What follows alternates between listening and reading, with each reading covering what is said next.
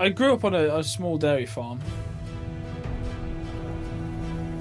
For those who don't know, like, what was the farmers' protest, and like, what was that in response to? So I just think that there's this weird conception that farmers are psychopaths who hate nature, which is very much not the case.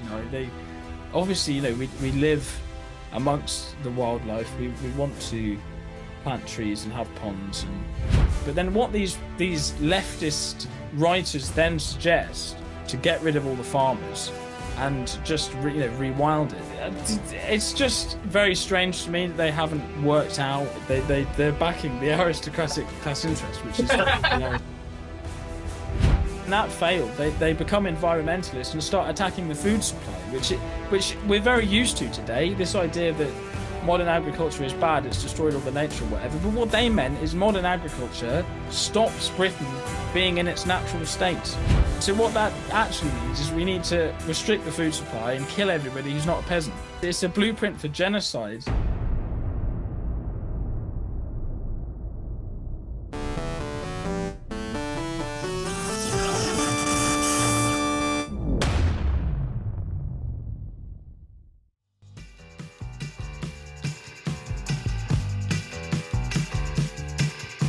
Welcome to our 7th episode. We are super fortunate today to be joined by Oli from Farming and Played. How are you doing? How are you doing, Oli? I guess a bit of context first about how I found Oli, and then would love to hear a bit more from you, introducing yourself. But I think along with a lot of people, I kind of got interested in farming, partly because I think it was just some kind of masculine urge to like buy a bunch of land and be self-sufficient. But then watched a bit of Clarkson's Farm, kind of understood some of the challenges that were happening to British farmers. And I think through a series of YouTube searches, Oli came up as I recommended. He's got a fantastic channel, but I'd love to hear a bit more from your own thoughts, Oli. Who are you? What do you do? And why? Well, I grew up on a small dairy farm. I get but as with sort of identity and background, you don't really think about it critically until you leave and experience something else. So I went to university to do history just after we stopped milking, and sort of learnt that everyone thinks that farmers are kind of evil, but also they don't know farmers. Like it was very unusual for anyone from my background to be there. And also I was obviously, being a farmer, you're very aware of climate change and the effects of it. So I was involved in all of these environmental campaigns, but they're all obsessed with questions of land management and the ethics of keeping animals and all of this stuff that I mean, you could debate it, but I don't see it as a particularly sensible way of dealing with the climate crisis, which is fundamentally about emissions. So then I started reading about the history of conflicts about land, all that sort of stuff, and then it's just a whole can of worms that I mean, as you say, it's very prominent at the moment with stuff like Clarkson's Farm and the mainstream environmental movement and whatnot. But I don't think it's what most people think it is. Frankly, I think there's a whole load of stuff that has been selectively hidden by certain interest groups, and I'm trying to both advocate for farmers who I think do a job that is of great social utility, while trying to fight a culture war, I guess, against the sort of metropolitan liberal elite, but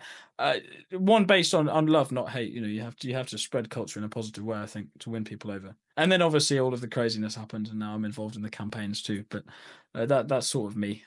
Nice. And tell us a little bit more about the YouTube channel. Was that always the idea to do, YouTube, to do podcasts? Well, I did. How that came about was while I was at university, I used to talk quite a lot to vegans about stuff, and because they all were vegans, and I used to read books by people like George Monbiot and Ed Winters and whatnot. And then these people I was interacting with would, they'd be like, "Oh, I love Ed Winters, I love George Monbiot, I've met them, they're really nice," and this sort of stuff. And I'd say like, "Yeah, but have you read their books?" And they'd like, "No, I haven't." And then I just slowly dawned on me that people don't read books really in the way that I would like to. So I started a YouTube channel instead, because it's about accessibility. You have to make stuff as easy for people to digest as possible, otherwise you can't trust them to digest it. And also with something as alien as farming, I think sometimes it's easier to show them than to try and explain something with words.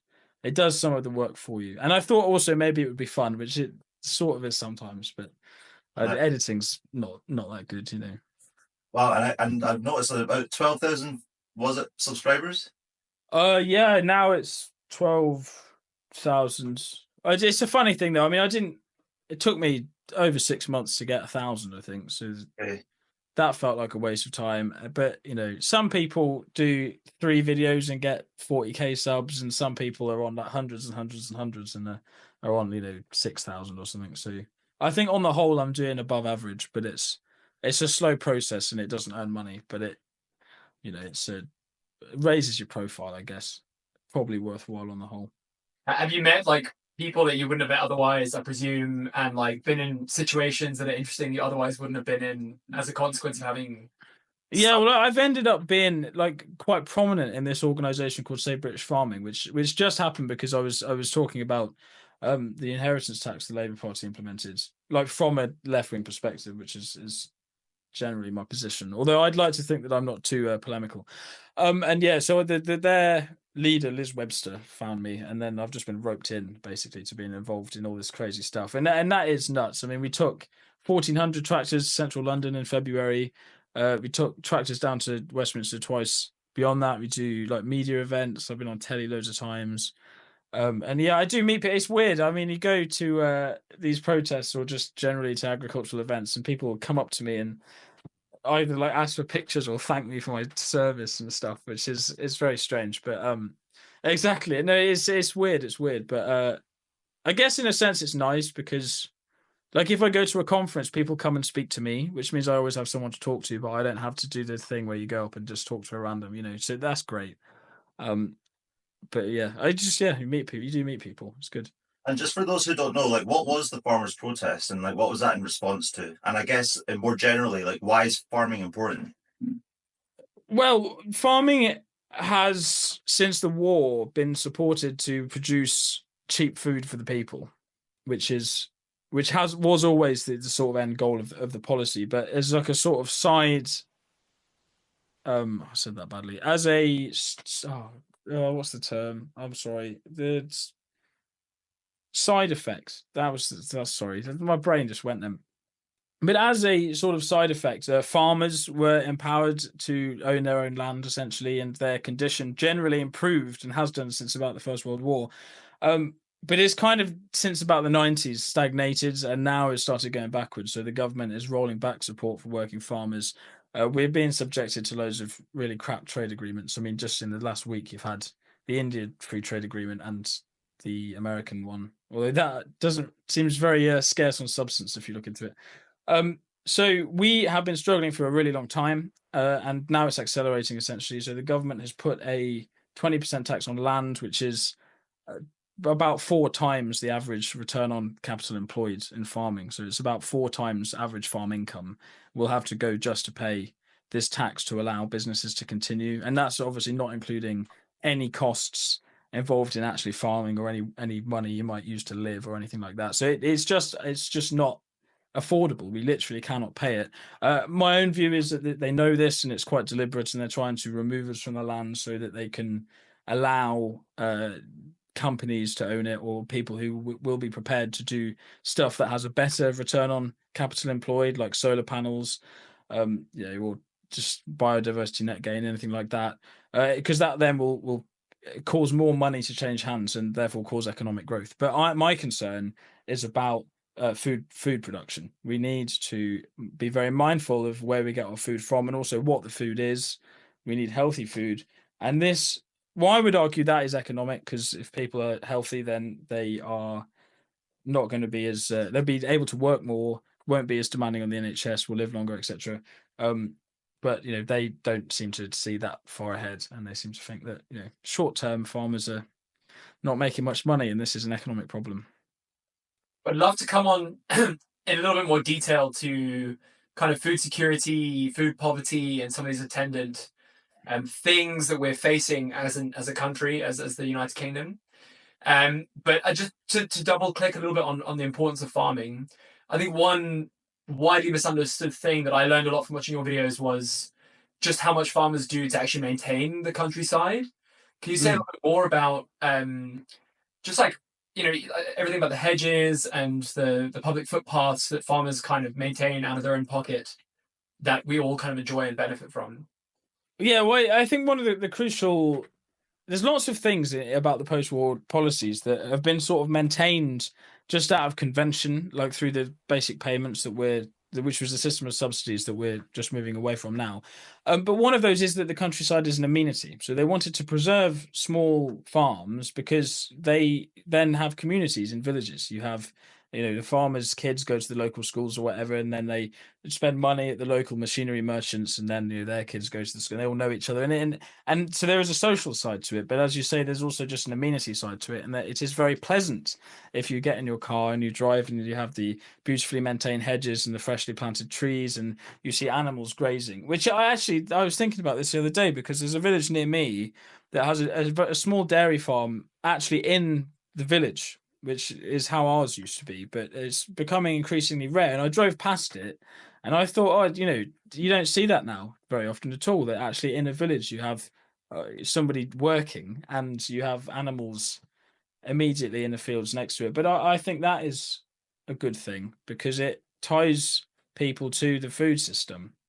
You can see the cows and you think that's, the milk I had on my cereal, that's where it came from. And the man who produces it lives there, and he's part of my community. So that's important. But also I just think that there's this weird conception that farmers are psychopaths who hate nature, which is very much not the case. They obviously, we live amongst the wildlife. We want to plant trees and have ponds and appreciate our surroundings. So we do that. And as you say, there are footpaths that we have to maintain, which is sort of a regulation. If I was to be very pedantic, I would say that was oppressive. But there's a chap keeps bees at our farm for free. We've had people go hawking, do you call it, with the birds of prey, shoot pigeons, metal detectorists, just all sorts.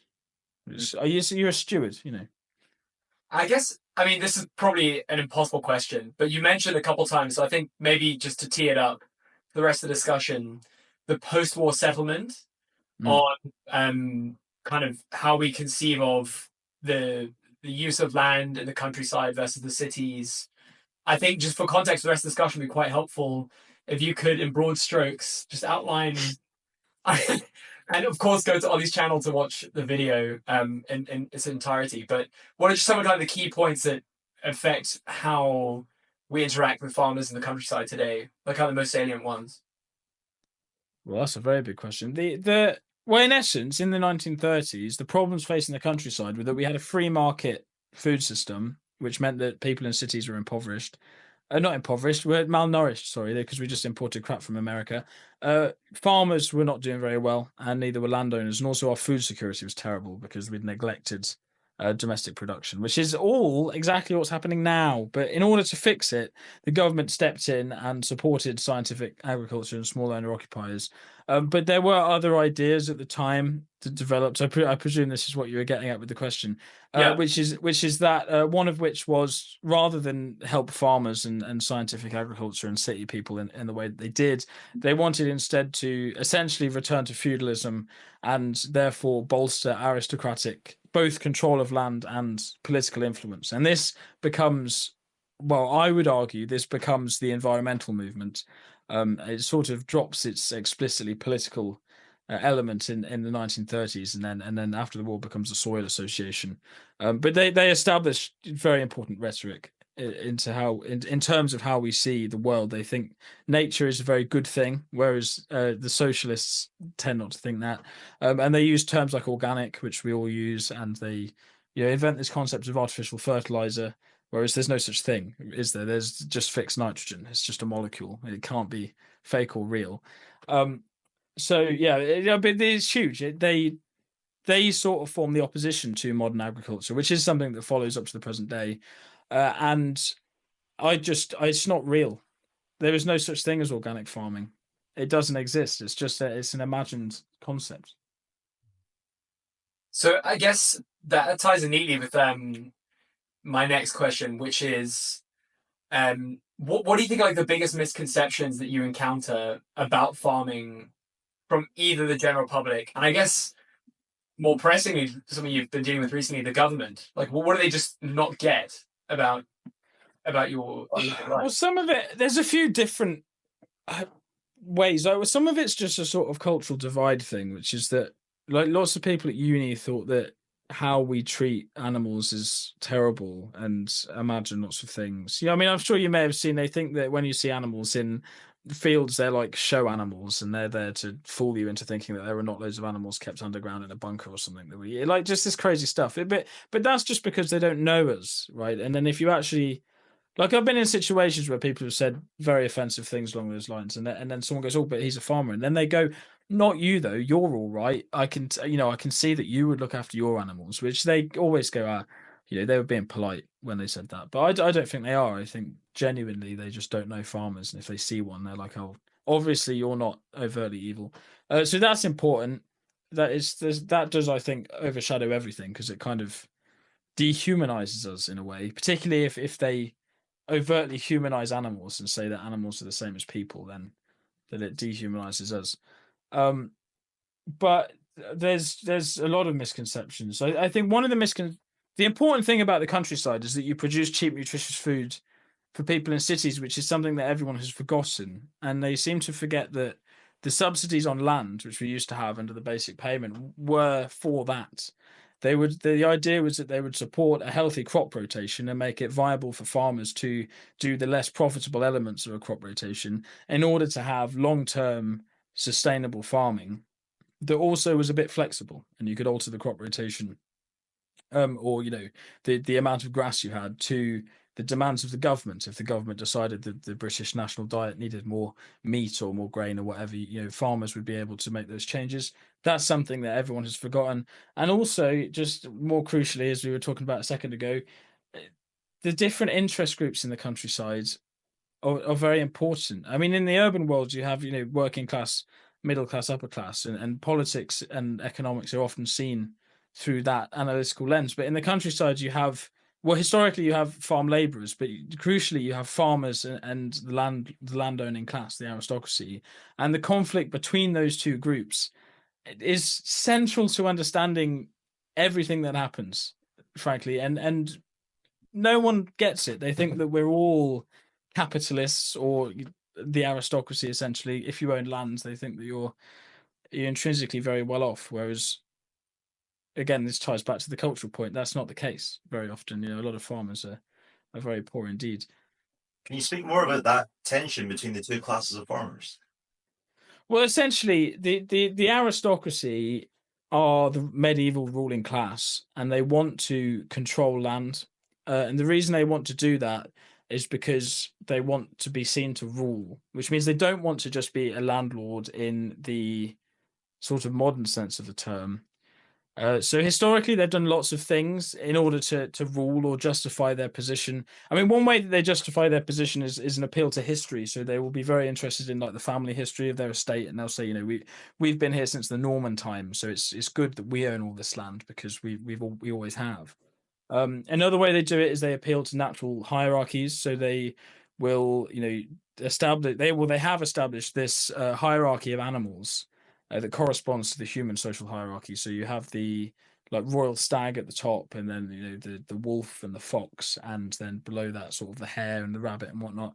And in the I was going to say in the Middle Ages, in the middle of the modern era, in the sort of late 18th century, they had the game laws, which meant that you were only allowed to kill the animals that corresponded to your social class. For example, fox hunting obviously is part of this. And it's crazy because it means that everyone is breaking the law essentially, because a farmer isn't allowed to kill pests on his farm.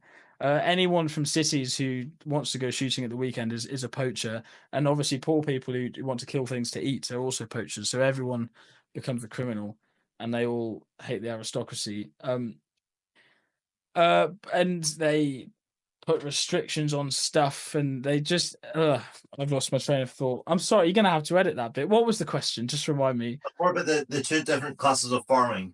So you've got the Yes, sorry. Yeah. I went off topic a bit then, right? So the fundamental problem between these guys and farmers is that farmers don't need this. This is all superfluous, and it's a hindrance, essentially. The aristocracy want to control land, but they could only do that when you had peasants. Peasants needed someone to tell them what to do, whereas a farmer is the aristocrat and the peasant rolled into one. They will work the land like a peasant, but they will also make the decisions required about what work is to be done in the way that an aristocrat would. So where you have a landed estate that has a landlord and tenant farmers, there will always be friction between the two, because the landlord wants to have an active involvement in his estate. He wants to have some oversight on the husbandry. He wants to feel that his rent is earned by doing something of social value, which is inherently paternalistic, but this is how they think. And then meanwhile, the farmers want to be left alone to farm well, you see. And this is the tension. Got it. Okay, so it's almost weird. So in my head, it's like almost those in the far left that are really against farmers basically being productive and sort of using their land economically, are those that would be against that, which would be typically be on the far left, would actually be in favor of what the aristocrats are doing with their land. Yeah, exactly. This is what's really stupid about it. You're completely right. So Monbiot and Guy Shrubsole have written all these books saying that what farmers have done is terrible and they're all capitalists and they've destroyed nature and whatnot. But the shock value of what they write is the fact that Britain is owned by so few people, right? Which is the aristocracy. Like the when you see the headlines in books like Who Owns England and Who Owns Britain and whatnot, they say that Scotland's owned by like 3 people or whatever it is they say, right? So the aristocracy is still here. That's bad. We hate them. They've destroyed all the nature. But then what these leftist, in inverted commas, writers then suggest is that we bolster the aristocratic class interest by using the government to subsidize landowning estates to get rid of all the farmers and just rewild it, have it in the aristocrats' hands in such a way that they don't have to work. But it's just very strange to me that they haven't worked out the conflict in their own logic there. Yeah. Although I don't know, I to be honest, I don't like them. I think that they're probably malicious, but yeah, you're completely right. They're backing the aristocratic class interest, which is the aristocrats' control of land and pay them to do so. And so, so how does the organic movement fall into this? Because it seems to me that, ironically, a lot of like the pro-environmental policies end up hurting the working class the most disproportionately. And just one example of this is the ultra-low emission zone they put into London, which is basically if you are poor enough to own a car from before like 2006, or a diesel car from before 2009, or whatever the case was, you had to pay £17 a day to drive that car into London. And it struck me that this was a policy that would disproportionately affect the people least able to do anything about the fact they own a car from pre-2006. Whilst I personally love clean air, I cycle in London, the quality of the air really affects my day, actually. I also feel like this was a way, in a very cynical reading, to clear up the road for all the Range Rovers that wealthy people are driving, reduce their traffic, etc., in a very sort of cynical take.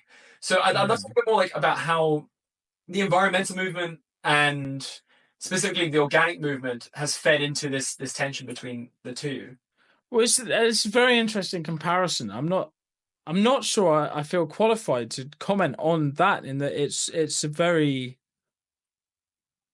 modern day issue. But I think what I would say is that the rhetoric and sort of frame of mind that the organic movement have created, it is embedded in our culture. So then I think perhaps there is an influence through the style of thinking, which is sort of to say that we must strive for a natural society, and if the less well off suffer, then that is natural. It ties into social Darwinism, frankly. I mean, so the organic movement are similar to the rewilding movement in that they both want to restore aristocratic control of land, and they want to base that on natural hierarchies. Now, where they differ is what natural means. So in the organic movement, they want to restore Britain to its natural state, but they believe that means the early Middle Ages. In their ideology, the human peasant is part of the native biodiversity, Whereas in the rewilding movement, it's exactly the same. They want to do all those things I just said and restore Britain to its natural state.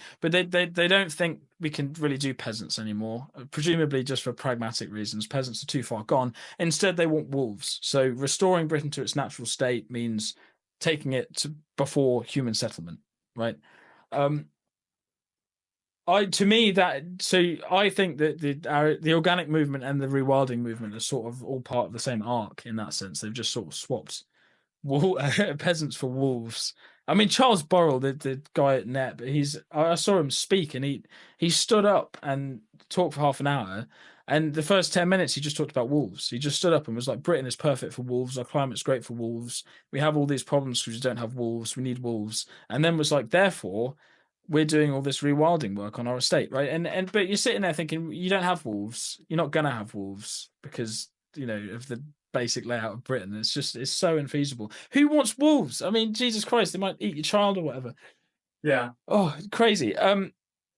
But I think it's all tied together. I think the reason people are receptive to rewilding is because it fits in with this idea of environmentalism that was established in the sort of 1920s and 30s. And I think, it all ties into this willingness to bash the worst off in society. I mean, the organic movement had a vision that didn't include cities. So, I mean, this is the thing, again, that everyone forgets, that the organic movement initially was political. They tried to overthrow the government and return to feudalism. When that failed, they become environmentalists and start attacking the food supply, which we're very used to today. This idea that modern agriculture is bad, it's destroyed all the nature or whatever. But what they meant is modern agriculture stops Britain being in its natural state. But its natural state is a peasantry, right? So what that actually means is we need to restrict the food supply and kill everybody who's not a peasant. It's a blueprint for genocide against townspeople. I mean, they think those people, they're severed from the land. They've become genetically impure. I mean, one of the leaders, Lord Livingstone, calls them subhuman scum. They're trying to kill everyone who is a product of the modern age, essentially. It's just nuts. And rewilding is more extreme than that, because they're not just trying to have peasant agriculture and Britain will be populated only by the people peasant agriculture can support. They're trying to have just wolves and aristocrats. Yeah, I think this leads on. I mean, I completely agree with your point. I think what you were saying reminded me a lot of like basically what the social activists basically say is, if you want, the best thing for the world would be if there was no people on it. Basically, that we would. Yeah, completely. Oh my goodness! I had a really funny one. I was at a conference the other day, and I was sort of bored, and I love to make the argument that nature is a horrible thing. Because it is, and people that we've sort of been conditioned to think that nature is good, but if you think about it, it's awful. Like in autumn, everything dies. The magnitude of suffering that happens every single year, and people are like, "Oh, it's beautiful. Everything's crispy. I can see my breath. Everything is dying. It's horrible, right?" And I was making this point to someone, and then they sort of thought about it, and they were like, "Well, the problem is that like humans live too long now. We just have all of these old people in these homes." And I was like, come on, look at this. Like I've suggested that nature is bad, and you're immediately being like, we need to just get rid of the old people somehow. That's it so quickly becomes an argument for genocide. It's unbelievable. Yeah, you don't have to go too far before you really see the motivation behind their arguments. So but it's just sorry, you go. Yeah. So this is like theory called like spaceship Earth, or like mothership Earth, where it's like the Earth is this perfect place. It's for all of our needs and whims, it's perfectly engineered so that like we don't have to. But then you realize how every single aspect of your environment is engineered. Even the woods that you go walk your cockapoo or whatever in on the weekends, none of those trees are native to the UK. They're all like so tightly managed. So there's no such thing as a branch falling on your head or a wolf stealing your little dog, your fluffy little poodle hybrid. And that's like the buildings that you live in. Like there's no aspect of this that is not engineered. The clothes you're wearing, for God's sake, are also engineered. Yeah, completely. But they're trying to undo all that now, you see, which I think is, it's just so much more radical than anyone ever says. I mean, like the reintroduction of beavers is so extreme because, I mean, beavers were hunted to extinction 400 years ago now, were they, right? And obviously we can't go back and ask the people why they did that, right? And the sort of narrative is, they were hunted to extinction for their fur, and they have smelly sacks in them or something, was this as well? I don't know, but basically for luxury goods they were hunted to extinction.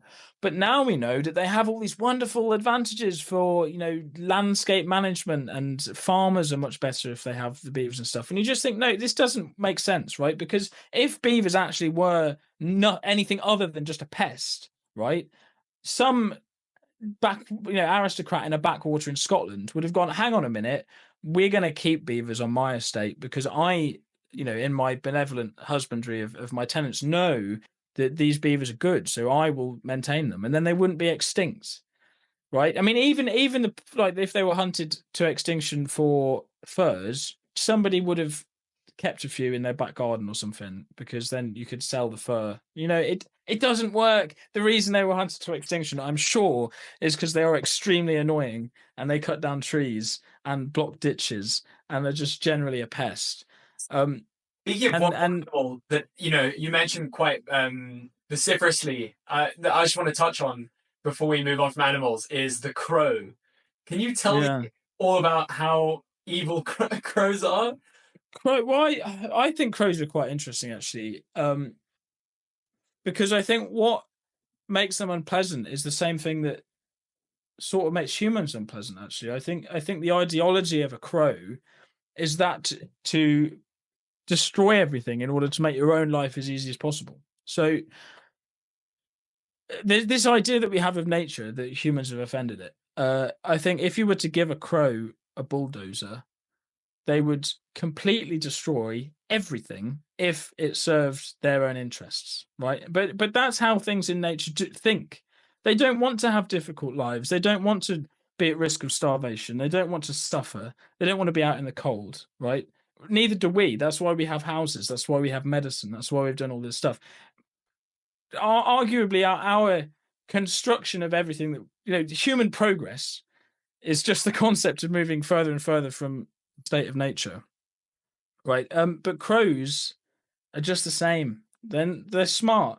They're not as smart as us. They don't have opposable thumbs, but we have built this empire for ourselves, that has productive agriculture, and then the crows exploit it. They've learned what the different agricultural machines are and what they do, and they will live in such a way that allows them to profit off our work, which is very annoying from my perspective as a human being, but just from a more dispassionate, common soul of the earth sort of thing, they're just the same as us. They do exactly what we do, and I think it legitimizes it. No one ever says this. Destruction of nature is natural. There is no animal on earth that would not destroy the natural world if it wouldn't suit them. It's just how it is. It's this natural dog eat dog world, So on the topic of crows, are scarecrows still a thing? No, I basically, if you've watched the video recently, I did try different things. You can get like a gas gun, which is like they look like a cannon, but they just make a bang that sort of scares them off. But they're smart, so they just learn that it's just a thing. Or occasionally you'll have to go down and shoot a couple, and then maybe they'll believe it, but they'd sort of figure it out.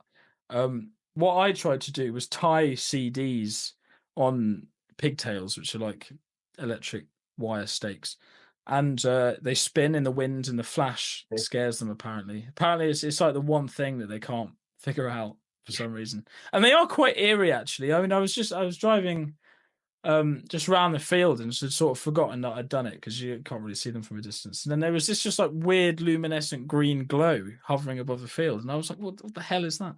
It was a CD that was just catching the light. Yeah, so you have to try and do that. Some points of agreement.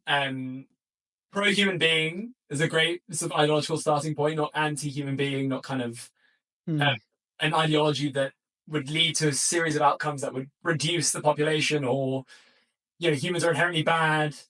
I guess second point, nature is savage, and it's not just the perfect kind of blue sphere, like picture blue marble from outer space. Like we have to very proactively manage every aspect of our environment, including the weather. And I think these are all kind of points of violent agreement. Anything you would add to that? No, I think the last point is a very good point. I think people have this misconception of what nature actually means. and Mm. they want to be at one with nature. They that point that you made, Ollie, about that misconception that nature that is so peaceful, that's so calming, is actually constructed to be like that. Yeah, completely. And there is this sort of debate, like the sort of Hobbesian nature versus the Rousseauian nature, where you have the sort of Hobbes says that everything's crap and everything's in a state of constant anxiety, and Rousseau's like you have the sort of noble savage. But I disagree with the sort of frame of the debate. Like if you read Isabella Tree's sort of rewilding ideologues book, she like no, she just mentions Rousseau at one point. She's like, oh, and Rousseau was right about nature. Like nature's a really good thing. Rousseau's most prominent book was Emile, right? And which is a book about how you raise children. And literally the first thing in it, the first page, it says if you have a plant that grows on a track, it will be trodden on and destroyed. So what you have to do is protect it, and you must nurture the plant and control the environment that it lives in. And he just the extent to which he would not support rewilding it's absurd. It really is. I mean, you get these appeals to Rousseau, but it's out of context. So this is something you mentioned a few times, and I think perhaps deserves meditating a little bit further. What is rewilding specifically?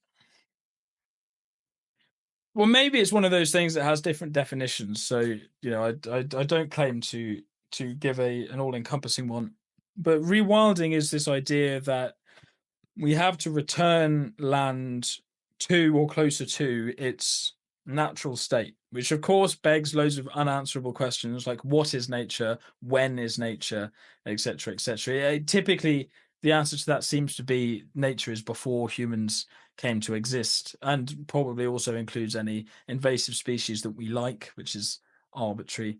But yeah, so it was just returning of nature to natural state.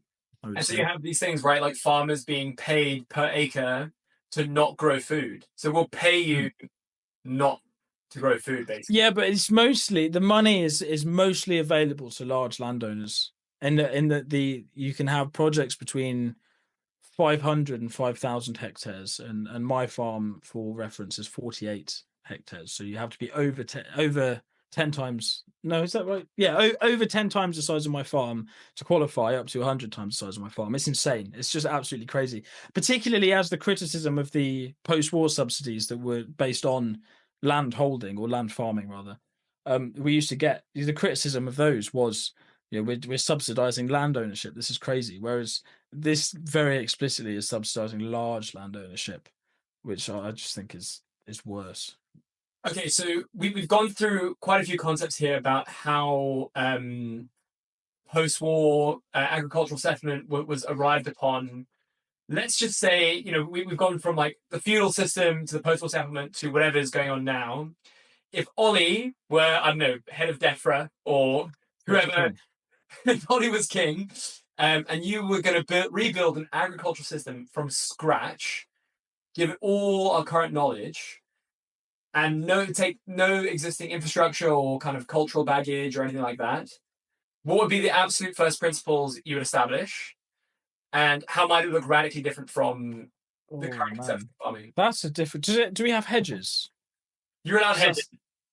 Yeah, well, hedges are an important thing there because,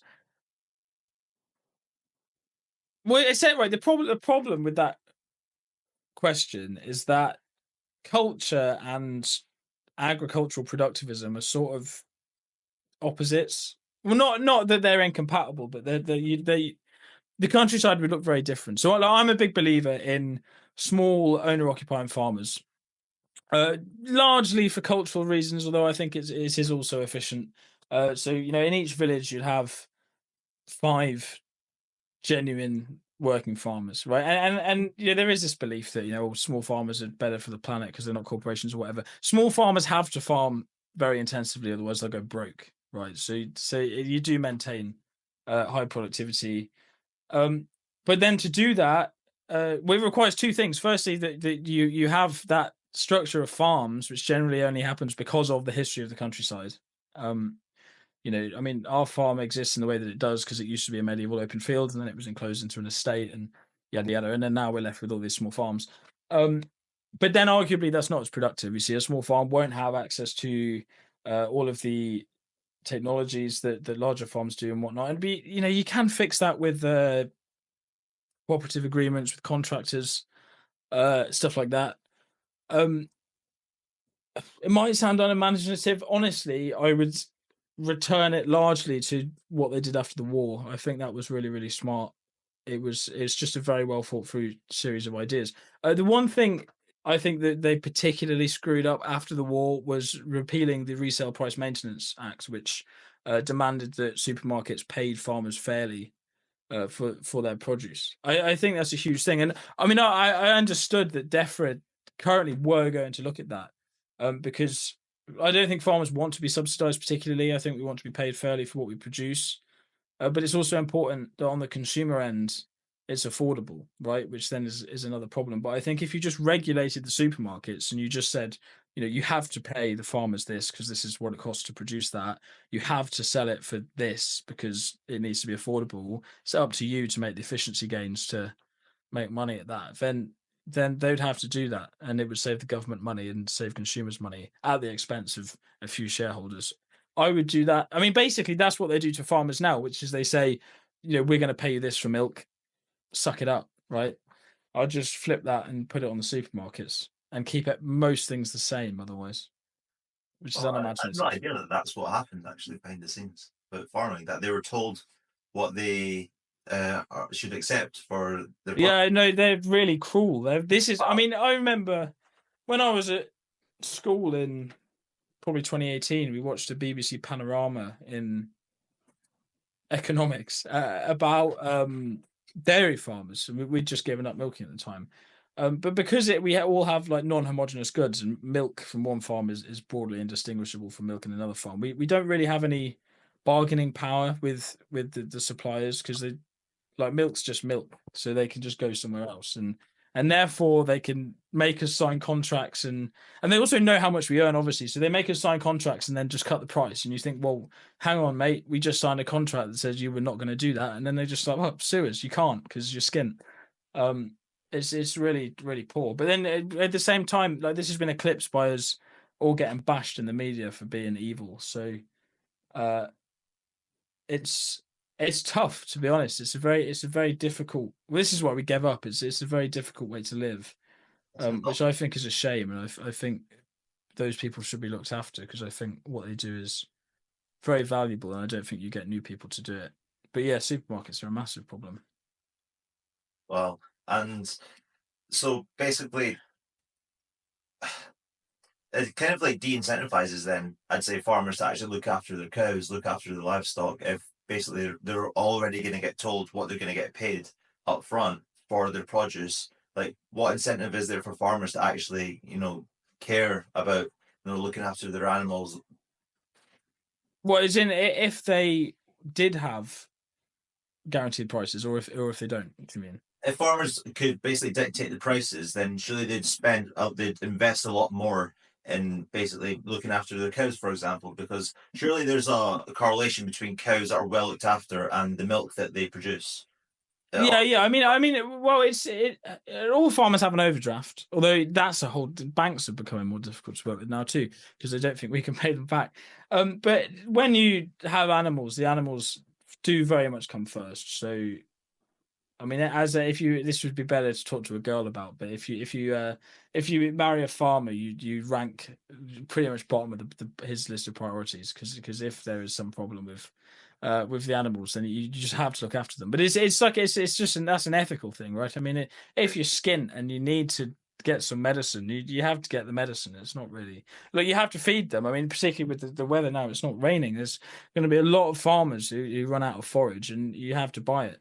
Like you can't not buy it, and then it's very, very tricky. So they do, yes, but also I agree with you because like while we had cows, if we had more money, we would have spent more money on them. Like we were doing, they were well looked after, and they performed very well.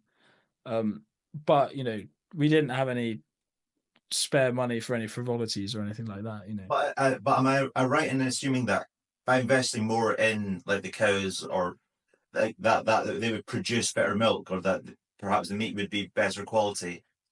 Yeah, you are right, but well, it's just the same as any business. I mean, you make investments, and it can therefore become more efficient. I think most farmers, in my experience, are pretty good at it, and when they're not, from the cow's perspective, it doesn't matter. So the cow will be fed fine, and will be looked after. It'll get all the medicine and water and whatnot. But the problem is just like in the layout. Like, it's just very inefficient in terms of man hours, or like amount of straw used, or something like that. Like, they're normally pretty good, but this is because, I mean, it's just drilled into you. You have to think about everything from the perspective of like the cow or whatever the other animal is. So everything's about them, and some farmers, they do look after the cows, but like, you go and their daily routine is just so inefficient. It's infuriating. But they're all different. That's why it's interesting. This may be, I mean, I'm sure there's something you've probably thought about, and could probably give a unique perspective on, but why are farmers so demonized? Are they just caught between like a web of class interests? I mean, there's the environmental angle, but why are they like, it sounds like it's kind of like one of a group that's very discriminated against, yet Yeah, it people is. rely on. It's very, very discriminated against. I have a very cynical view that people are almost intrinsically bigoted. So the problem that socially progressive metropolitan people have is that they identify with not being bigoted very explicitly. So they lose the bashing of certain interest groups that other people might get involved in. So they need someone else to have a pop at, and that group is farmers. I think they're able to do that because they don't know any farmers and they don't interact with them. They're able to do that because it isn't an ism to discriminate or stereotype rural people. But it's just so easy to do that. I mean, we're nature destroying, animal abusing, stupid, we're backwards, we're dirty capitalists because we own land. Right? We're all of these things. We talk funny, we dress funny, drive like knobs on the road with our tractors, all this sort of stuff, right? And I could recount loads of examples of genuine discrimination that I've faced, both socially and in terms of career progression, as a result of my background. But it's acceptable to do that to someone from a farming background. It's seen as a good thing. It's just not seen as discrimination or bigotry, which I think probably in a broader sense again goes back to the rhetoric established by the organic movement, which is that farming is bad. And the other elements of that settlement, the agricultural science or the cheap food, all this sort of stuff, like that isn't bad because that's townies. So then you're left with just attacking the group that are most distanced from most people, which is farmers. I guess. I think it's wrong. I don't. I'm. This is all a guess. I don't know. You tell me. But it's just like, it's kind of fascinating to me. There's like the social dynamics of vilifying, undermining, and essentially discriminating against a group of people upon which your everyday trip to the supermarket completely depends. And I guess there's some level of like depersonalization to a large degree, like going and buying some packaged chicken in the supermarket. It's just like a unit of chicken. There's no connection, like you say, to the people who produce it, the business that couldn't maybe survive that year, whether or not there was a bit of a dry patch and they couldn't get the feed in properly. So maybe we're so depersonalized with respect to like where our food comes from, who produces it. But again, it just strikes me as like unbelievable that you can be so pessimistic towards a group of people upon which you so utterly depend. Yeah, it's not. I sometimes see it as like modern society sort of eating itself, which is, again, I keep just referring back to the organic movement, but the point in their ideology was to attack farmers, but they weren't really attacking farmers. They thought farmers are sort of still have a relationship with the soil. They're still natural English people, and then they could become peasants, right? The people that they were really attacking was the townspeople, and now all of this rhetoric and cultural power that's doing the same stuff comes from townspeople, right? They attack farmers. They don't like the post-war agriculture. They think it's been really bad for nature, whatnot. They want nature-friendly farming. They want organic farming. They want rewilding. All of this stuff doesn't just serve the aristocratic class interest. It undermines the food system that they rely on very, very explicitly. You know, it's an anti-urban ideology, first and foremost. Like, yes, it's against farmers, but it's against farmers because we keep the townspeople alive, right? So in attacking it, it's cannibalism. It is. It's cultural cannibalism. And I guess one more question, because we were dancing around like all these insane philosophies that are, in your words, kind of modern culture eating itself. If you had to redesign like an epistemology for like the next 100 years, kind of, because again, this is kind of one of the themes of our podcast has evolved into. It's like Gen Z, we're coming into a pretty cooked world socially, economically, and we're trying to like, you know, like a phoenix rise from the ashes a little bit, right? Like kind of, what can we take that worked? What can we drop that didn't? What kind of like philosophical tenets would you take that would be kind of pro-human, pro this post-war settlement? What would the kind of core foundations of that philosophy be? I really like a very niche book called Disraeli and the New Age by George Stapleton, which is sort of a political philosophy work, very niche, but I just think it's brilliant. But what he does, I'm not sure he would have identified as a socialist, but I think this is socialist. And frustratingly, the Labour Party, which I think is very much going off the deep end and is going in a very, very bad direction at the moment, nearly says this, which I find incredibly frustrating, because they. Well, I'm just trying to clarify that I don't like the Labour Party, but he has this idea that we must have social conservatism, which I think is very important. But he means conservatism not in the sort of sense now where it means right wing / bad guys / neoliberal. He means it very literally, in that going into the future, like, you can't stop going into the future. There's always going to be change. But what we need to make sure we do is preserve the things that are good. And we need to be very conscious of the things that are good, and then we can work actively to fix the things that are bad. So he's very keen on preserving different culture, and he's very keen on preserving communities and preserving Englishness, crucially, which is very important because we have an uncodified constitution in this country. So if, like, the English state is designed for English people, and if the people stop being the things that make them English, the state stops working. Which is something that we see today, like, you know, Boris Johnson proroguing Parliament. The fact that you have these characters like Dominic Cummings and Morgan McSweeney just running the government, it's not English. What literally isn't English, it's Irish in the case of the current one.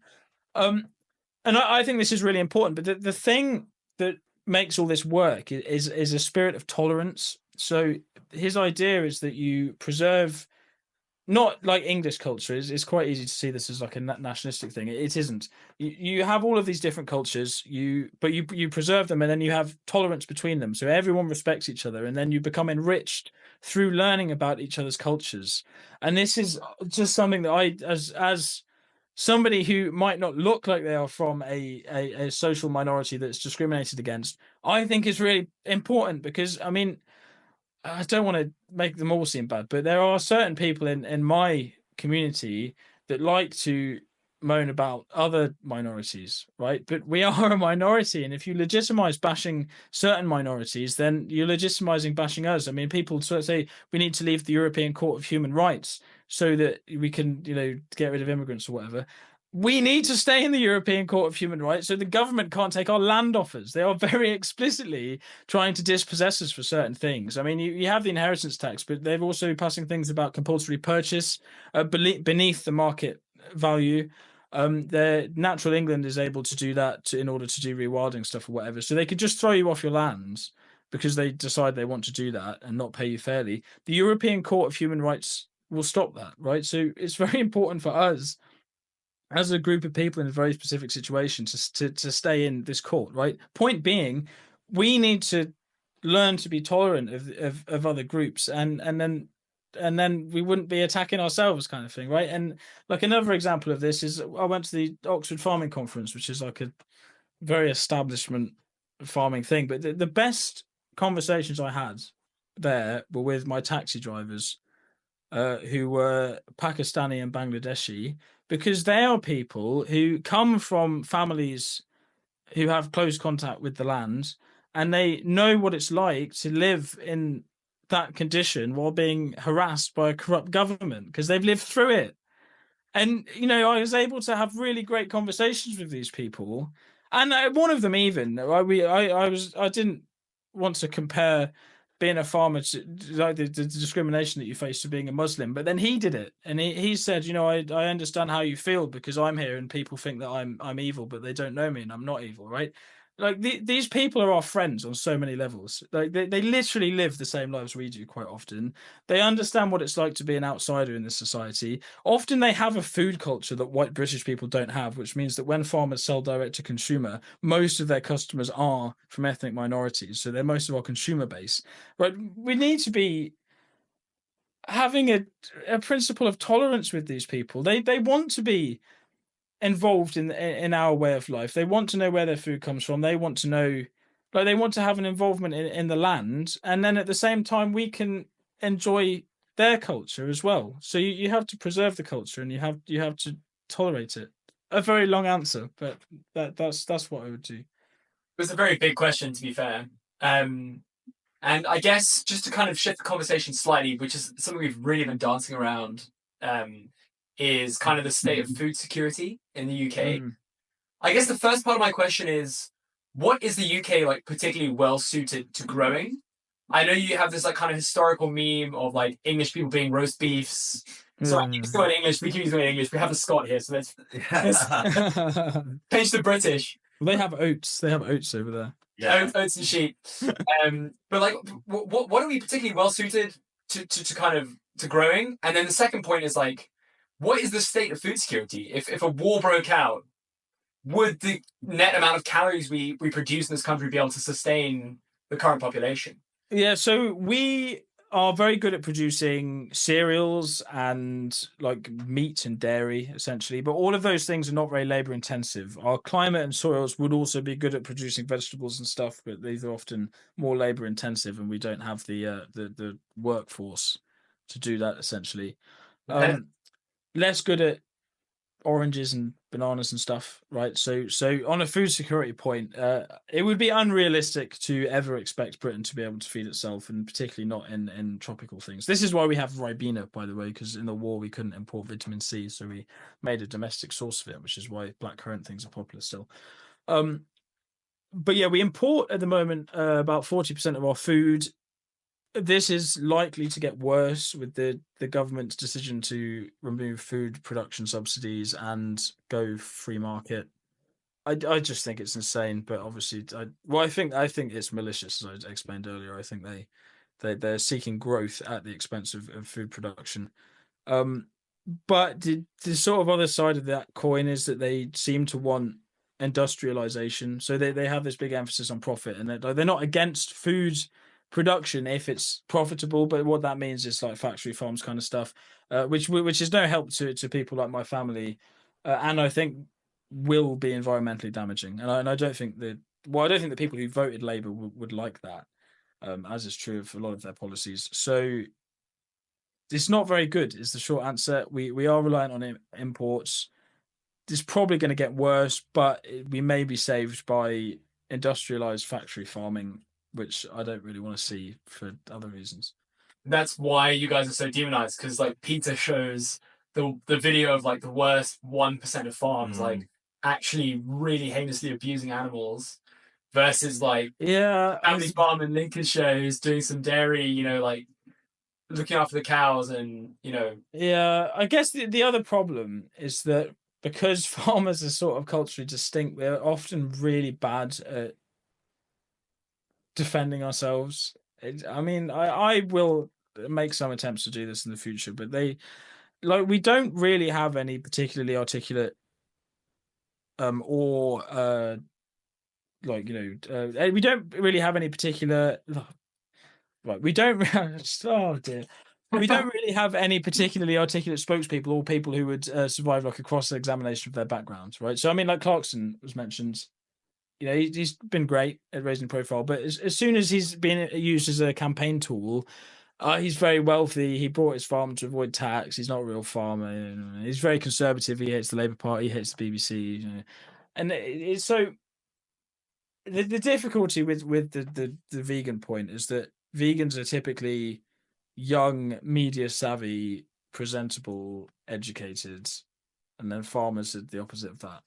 So I think the farmers are right and the vegans are wrong. But if you just get an average YouTube video with vegan versus farmer, the vegan always comes off better. I mean, I've seen some that I just think are quite mean, because you get late teen, early 20s aggressive vegan, and then just get some nervous farmer who's obviously on his own in the room and not used to talking on a camera, and then he sort of seems jittery and can't defend himself, and it's just like, well, he lives differently to you. You have to empathize with that, but they don't.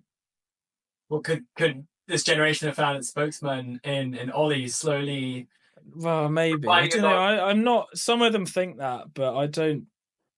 It's this. I don't know. I'm not saying that. I'm sort of. I guess I'm trying to do my bit. I feel like I have to say it. If people listen or don't, that's kind of on them. But I'd feel bad if I didn't try. Just because I think that something very. Something very beautiful is what I was going to say, but as well as that, something of material benefit to society is being very quickly lost in this country, and I think if I didn't try to defend it, it would go, and then I'd feel bad. To be honest, is on farmers like yourself to speak up about the benefits of farming, or do you think it's government policy? We need to do that. Well, we need to. Oh, well, I mean, to be honest with you, what I want to say there is we have to fight a culture war positively. We have to tell a different story about the countryside, which is where my history thing comes in.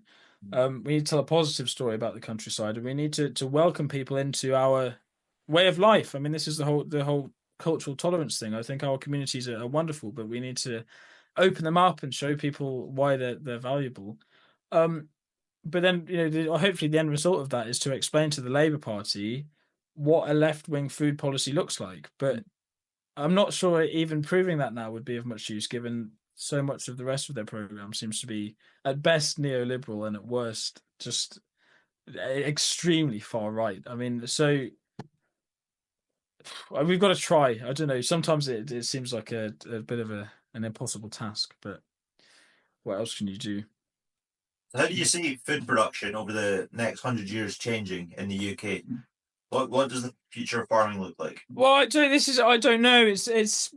I mean, my granddad's 88 now, and when he was a kid, they ploughed with horses, and he used to milk cows by hand before going to school, and they had their little Fords and ends during the war and all this sort of stuff. Whereas, like now, they have these like 350 horsepower.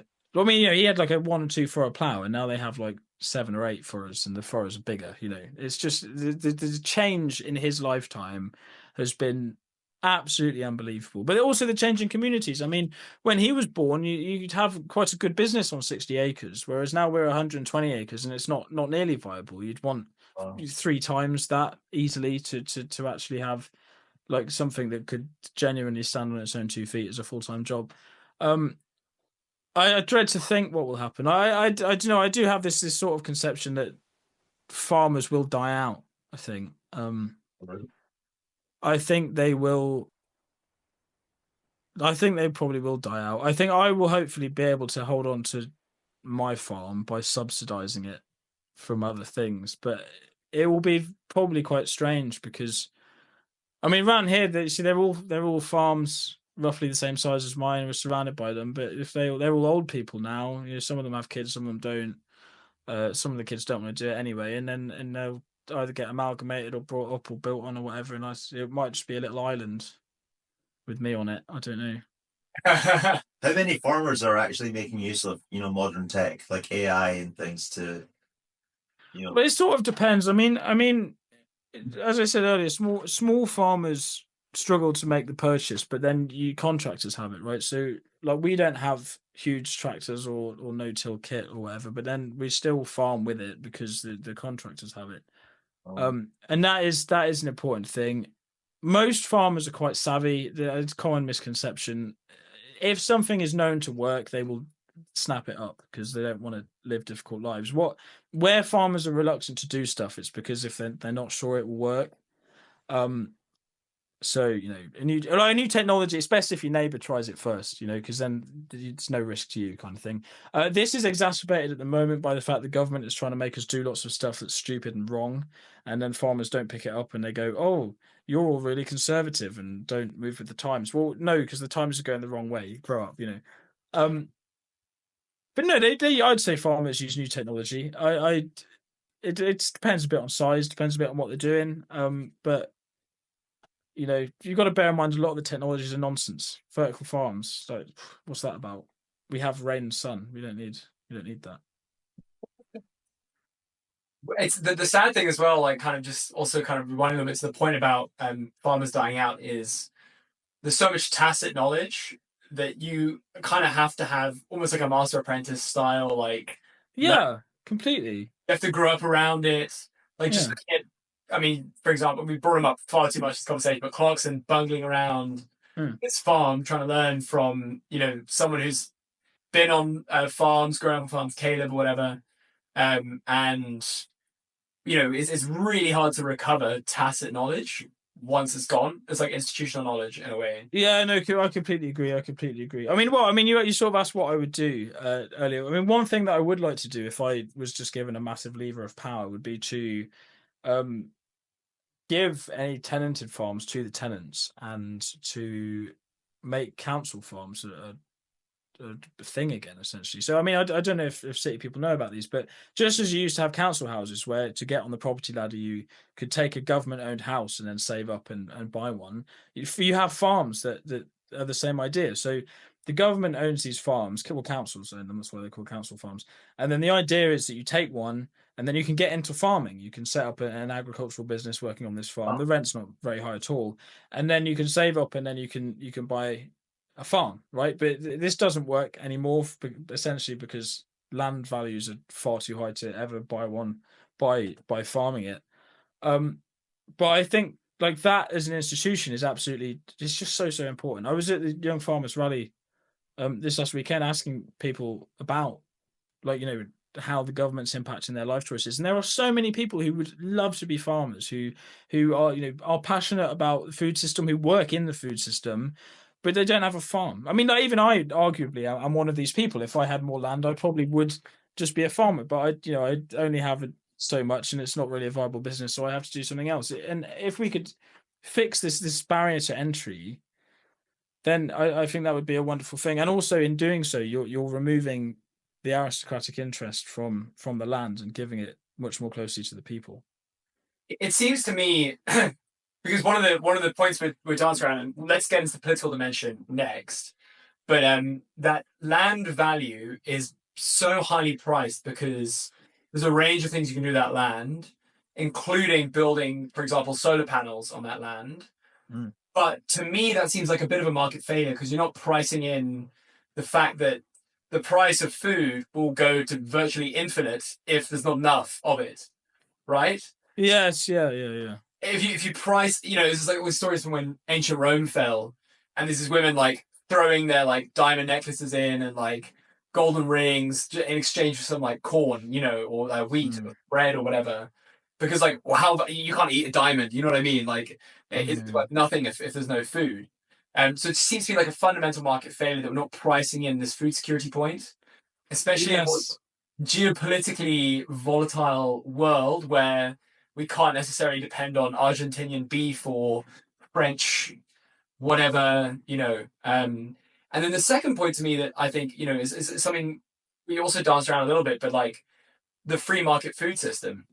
And it seems to me that you inherently, you can't have both free market and unsubsidized farming, because once you globalize food markets, if there, let's say you have the UK as a contained food market, if there was a drought that affected like 40% of the farmers in the UK, their yields went down 20%, the prices would go up correspondingly, so they could still have still break out and come out even.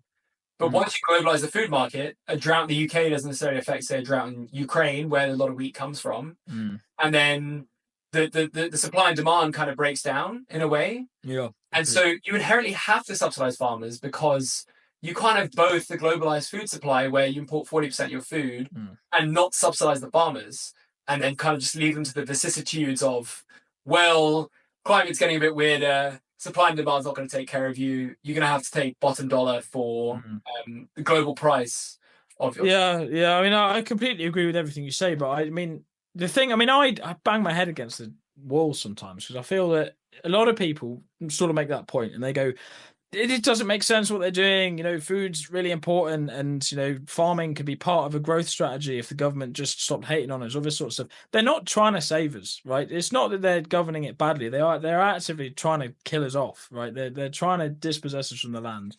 I had an argument with a guy from the IEA on Talk TV, and he made sort of the opposite point to what you just said, where he said that we don't need to subsidize food because there is a market for it. So the market will provide food, whereas nature, however you define it, doesn't, like, that is a market failure. There is no payment for nature, so the government should intervene and provide nature. But then what that does, tying into the turfing is off the land thing, is it creates what is essentially an artificial financial market, which is that of natural capital, which is just meaningless. And but it's become very lucrative now, you see. I mean, you get these estates that can both accept government subsidies for not doing anything while taking money from developers for biodiversity net gain and exploiting natural capital, so they can earn enormous sums of money for not doing anything, you see. And it's always very important to look at where the money is going. I mean, all of these ideas that we've been discussing that are sort of environmental, they're not about fighting climate change. They're about where resources are. They're about control of land, fundamentally. And this is still true. It's no coincidence that, oh, we must, you know, fight climate change. Let's do all of this stuff that generates loads of money for a really small group of elite landowners, right? Obviously, they were going to say that they want to earn loads of money. They're a very small group of elite landowners, right?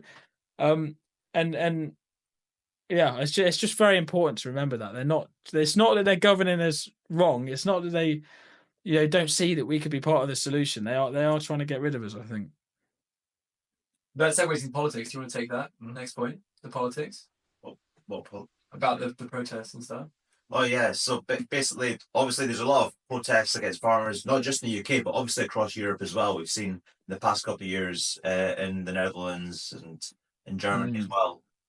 What is, like, basically the biggest misunderstanding that people have against farming, and what can be done to perhaps from farmers to, you know, get their point across?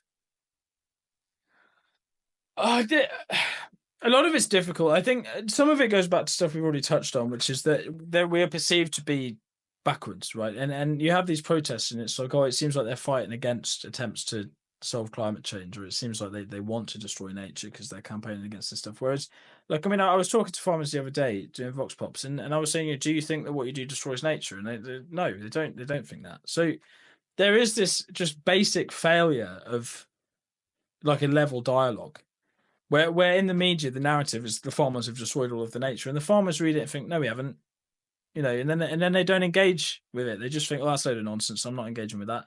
And then so that is a problem, which it's partly farmers' fault, but I do sympathise with them because they're not trained campaigners. They don't know how to do these things because their job is farming, right? Whereas the people in the media are trained to do what they do.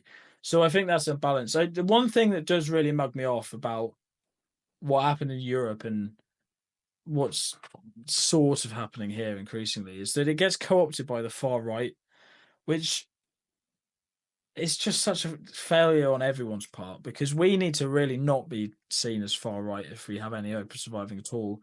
But as well as that, what we're fighting for is not right wing, in that we're defending the European post-war consensus, which is about providing cheap food for the working class, which is left wing, it's socialist. And then as well as that, the right wing will just completely destroy us if they get in. I mean, this point has been somewhat undermined by the fact Starmer seems to want to do an American free trade agreement, but Nigel Farage absolutely wants to do an American free trade agreement. And so having farmers writing, fools vote Labour on placards and driving around, and then saying that we've got to vote Nigel to get him in. Like, it's immediately wrong, I would say. But on top of that, it's just terrible campaigning. It's really, really stupid because it just turns off all the people that we need to win over, which are the left-wing people with cultural power. We need to be saying, no, hang on, we're defending, we're defending the stuff that's on the same side of the coin as the NHS, right? It's that sort of stuff that we like, the nationalised railways, that moment. That's what we're trying to, either defend or go back to. That's what we need to do. Otherwise, people just think that we're brutish and stupid. Is there anyone that you see in the political arena that's, the biggest advocate for farming and farmers at the moment? Politics is very depressing. Tim Farron is very good. The Lib Dem. Alistair Carmichael, who's the chair of the EFRA committee that looks at what DEFRA do, he's very good as well. Otherwise, but they're not. It's very important to me that we be apolitical. Obviously, there are lots of people who want us to be like a wing of the Reform Party, but the Labour Party are just crap. The Tory parties are crap. The Lib Dems are not very good, really. It's dire. It's just dire. But this isn't just farming. This is more broadly. Yeah. It's just unbelievable that everything's going the way it is. But we don't really have political things. I think it's also important that we don't have a leader as well. Like, it's very grassroots, which I think is important. What you're saying, it sounds like almost like the Green Party or like basically anti-farm party. Yeah, I'd hate the Greens. They're stupid. That sounded. That was an emotive comment. I must now defend it. The Greens actually come from this organicist ideology, which is that we need to sort of deindustrialize and return to a peasant society, which I think is just fascism. Frankly, it's neo-feudalism. It's just crazy. They were founded in the 70s. They're like there's the People Party in Coventry, and their founding document is a book called A Blueprint for Survival that says in order to survive, we must deindustrialize and all this nonsense. So not convinced about that, to be honest with you. This is the thing with the organicist ideology. It sounds really like, oh, that's so obscure. They wanted peasants in the 30s. It just keeps going. Like the Greens were founded as that, and then rewilding. Like it doesn't really ever go away. But then today, like you sort of think, well, they're not that now, are they? Now they're sort of this like socially progressive, economically sort of just ambiguous blob. But then, like, did you see the chap who challenged their leadership? He used to have a job in a clinic hypnotizing girls to make their breasts bigger. I don't know if you've seen that. It's completely true. I think you did 5 minutes there. Oh, wow. Yeah, no, honestly. So it's like they sort of went from people who thought we should all be peasants again to people who hypnotize people. It's just it's just a car crash. But they'll never win because they're too metropolitan. Like they will never. Well, we see this in just how they perform generally. They can't fight reform. It sounds like a lot of their policies have just been, trends and just jumping on bandwagons. That's like popular. That's just retarded. Yeah, no, I'm very cynical about the Greens. I don't think, in common with most prevailing environmental ideology, I think most of the ideas predate the problem of climate change, and therefore either A, don't help reduce emissions at all, or B, are actively unhelpful, and if done will make the world worse. Because you could talk about the ULEZ on a social point, but just purely through the lens of emissions, nature-friendly farming is almost universally worse for the planet than industrial ag, because if you farm in a nature-friendly way, it's less efficient, which really is all nature-friendly means. And if it's less efficient, you have more resources and therefore more emissions per unit of production. Like it's just stupid. If you like to farm organically, just means that any like fuel-saving technologies that have come about since the war, like selective sprays, you can't use. So you have to just burn loads of fuel, which is worse for the planet. And then anything that you might have to, increase your stocking rate so that you have, more production per land or whatever. You just can't do it because it's not allowed. So then you have more emissions. It's just terrible. But these ideas were not designed to reduce emissions. They were designed to depopulate. Well, they were designed to depopulate. This is true. And also, actually, on that point, the Beauvais thing was very funny recently. If you guys saw that, the methane relative, because everyone saw that and they went, "Oh, Bill Gates is trying to depopulate. This is really bad. I'm only going to eat organic food now." And I was just looking at it all, going like, "No, I don't know about Bill Gates, but the organic people definitely are trying to depopulate." Yeah, I mean, my dad was also like, "Oh, need to find the butter that's not, got some Arlo or whoever the company that was using, whatever the Twitter meme was of the day." But I feel like almost like I want to get to the point culturally where if you've got an anti, like your starting basis is anti-human being, you're just automatically not part of the conversation. Like if you want there to be less human flourishing, less less people, you just like automatically exclude the conversation because it's pro nature though. It's not anti-human. It's pro nature. Okay, you changed my mind. Yeah, well, this is it. But this is it. I mean, I went on a podcast the other day, and then the guy said we need to have more babies, right? And I was like, whoa, that's almost novel that you would suggest we need to have more babies. Like no one says that anymore, but they do. Just the last sort of month and a half, people have started saying, we have this demographic problem now, in that we have an aging population. We need to have more babies, and I feel that actually maybe the fact that like Trump's gotten in, there seems to everyone's kind of just gone like, oh well, that means that like woke is dead. It's kind of flipped because I think there was this narrative that the human population was too big, right? And everyone sort of accepted that, and even if they weren't going, we're going to have to find a group of people to kill, somehow, right? Which is what some of the people who I think originally spouted this idea, that's where they were going with it. There was this accept that we don't need more people, whereas now they're like, we must reindustrialize, which is the opposite of what the Greens want. We must have more babies to have more steel production, we must reopen the coal mines, all this stuff, which I think in a way has sort of undone the sort of environmentalist cultural hegemony in a sense. My fear is that it's come with this. I think that's a good thing. I think these environmentalist ideas are often really unhelpful because if you deindustrialize without reducing living standards, you just offshore the emissions, which then just damages the economy and helps nobody, right? So very, very damaging. It's just Thatcherism. I mean, it's what Thatcher did to the mines. That's what they're doing to us. They're offshoring the industry. They're going to import the stuff. Just sucks, right? So that's a good thing that I think people are questioning that. I think, having domestic steel production is probably good for the planet, etc. The problem is that it's also come with this idea that net zero is a load of bollocks, which it's not. We do actually need to fight the environment. So it's kind of, I feel like we flipped the other way. I feel like this, there are too many people, we need to reindustrialize. Like that was wrong. But now people have gone, oh, hang on a minute, that actually is a load of nonsense. But then we've swung too far the other way, and everyone's like, net zero is a complete joke. We need to reindustrialize. We need to be in the middle. So I guess, one of my last questions would be on the environmental point. What can you recover from environmentalism? What positive aspects of environmentalism can you pull out that both conserve the way of life of farmers, the capacity for us to be able to grow at least enough of our food that we won't starve if, France cuts us off or whatever, and also is not kind of like anti-human in its foundations and kind of pro-feudal rentierism?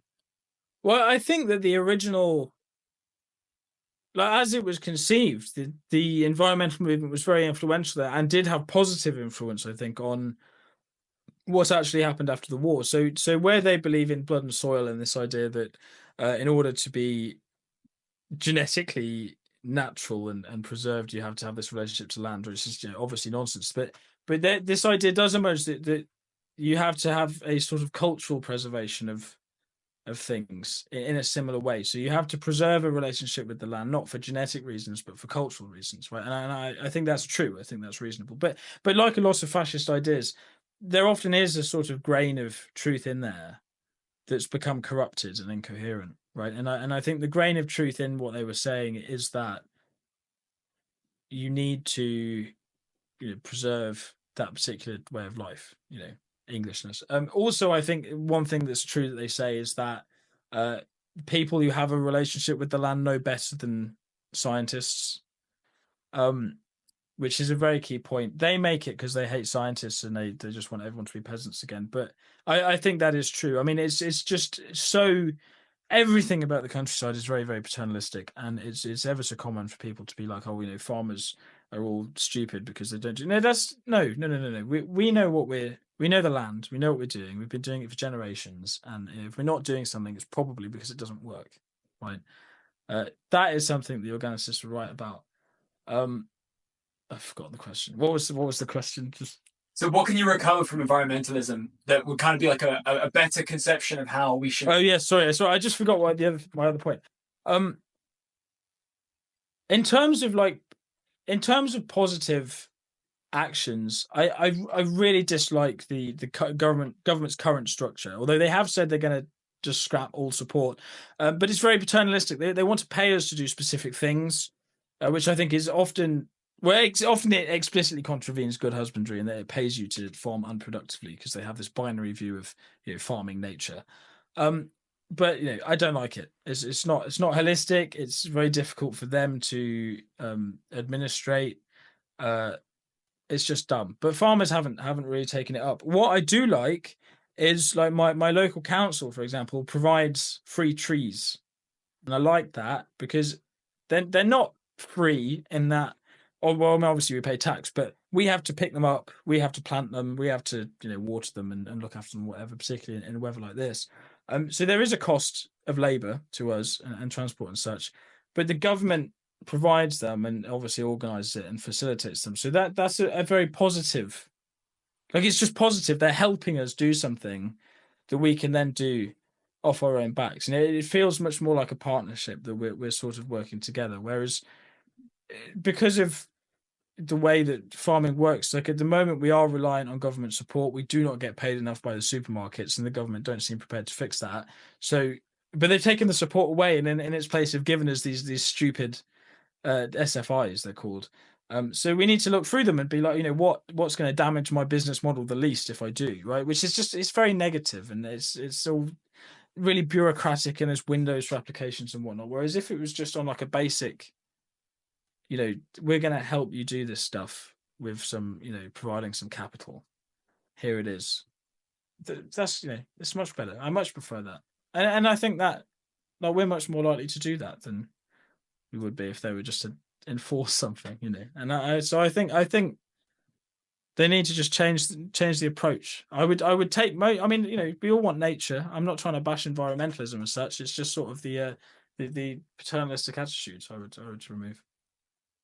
I guess my last question is, what if you had to take the opposing view, what is the one thing that farmers could do better? Or like, what's the biggest negative thing that farmers are doing that they should change? An informed perspective, like a genuinely informed perspective. There are things that I don't like about what farmers do. Some of it I think you could fix if you had a competent minister. So for example, round bales, like silage bales, use an absurd amount of plastic for what they are. Very, very inefficient. Whereas if you have a silage clamp, which it has a capital cost in putting the clamp up, very little plastic, and arguably it's better, right? So I would be, having grants to help with putting up clamps.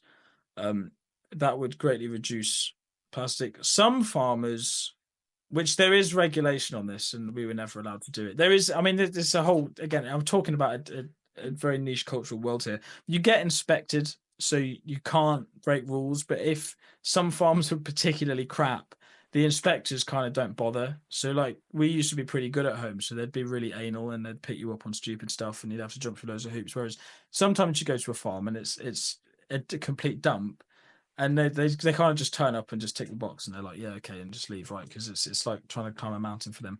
But some farmers, we never did this, and we were definitely not allowed to do this. They do burn plastic, which is not allowed. But again, I think this is actually something that is broadly the government's fault, in that they used to provide us with support and facilities to adequately dispose of stuff, and then they don't do that anymore. I'm not suggesting for a second that burning plastic is widespread. It's just an example of one thing. But like, so we get a lot of fly tipping now, which is not from farmers. It's people who are not farmers who just dump stuff on in our gateways, which is very kind of them. But because too. it, say again, it's all over London as well. Yeah, it's just scummy. But in order to pay for that, because the council have to pick it all up, they've removed the recycling exemptions on farmers. So we now have to pay more money to recycle stuff properly because other people just dump it's just nuts. But then inevitably some people will just not recycle because of that, you see. Which I think is wrong. Most farmers are probably pretty good at it. But you know, it is stuff like that. But again, it's just one of those things where it all ties in. I feel like, you know, if you're a farmer and you get villainized for destroying the planet and you're skint, well, like, you know, actually destroying the planet makes no odds, really, does it? I mean, you'd have to deal with the burden of everyone believing that you do that anyway. And I think if people were nicer to farmers, they would feel an increased social responsibility. You know, I mean, a better example of this, talking about burning plastics, not a very good idea, but a better example of this would be solar panels, right? We don't have solar panels on most land because farmers don't believe in that. And we could earn very good money for having solar panels, but we believe in the social utility of cheap food. Whereas when the government withdrew the SFI thing, my dad was like, screw it. We're just going to have solar panels. They can get stuffed, right? Which goes against the social philosophy of the farming community, but you get driven to it, right? And you just think, well, you know. So yeah, there is stuff farmers could do better, but I do think that it ties in with the other stuff. Well, Ollie, I think we're almost at time, but last question: what's next for you and your channel? And me, well, I'm very slowly writing a book, which goes. Why you say that? It's a big task writing a book. Actually, I had to plan it out properly for a proposal, so I've got a plan, but it's really big. Yeah, it's nothing too groundbreaking though. It's just sort of what I've said on my channel, really, which is good because I've already done the research for it. But yeah, I'm going to do that and keep working. I'm just spinning lots of plates at the minute, which means that all of the progress is very slow. But hopefully, we're going to do that. We've got some good little expose. Not expose. That's a very strong term. Investigative journalism into some of the trends in agriculture at the moment. Got some very exciting videos into wild farms coming up. Going to talk to one of the people who was involved in it, which will be very funny. And yeah, we're just going to keep going, I think. I don't know what the government are going to do. That will change things. Yeah. And is it just YouTube that you're on, or where can people find you other places? Mostly just YouTube. I did make some shorts on TikTok and stuff. I am on Instagram. There's a Discord. There's Scribehound. I've got a thing called Scribehound now, which is like an article thing where I write analysis and stuff, which you can check out. And that's probably it. Wow. Well, Ollie, yeah. I mean, when I proposed like farming, today I was telling some people about it, like, what? Farming is like so niche, but like I think it's such a good like entry point to a lot of like broad social issues, like class differences, environmentalism, like policy, history, and I think you are so uniquely well placed as such an articulate person to thank you highlight these issues. I've been absolutely fascinated and entertained by this conversation. Yeah, absolutely. I completely echo everything that Andy said. It's been a pleasure. I hope it was not too rambling and made sense. No, absolutely.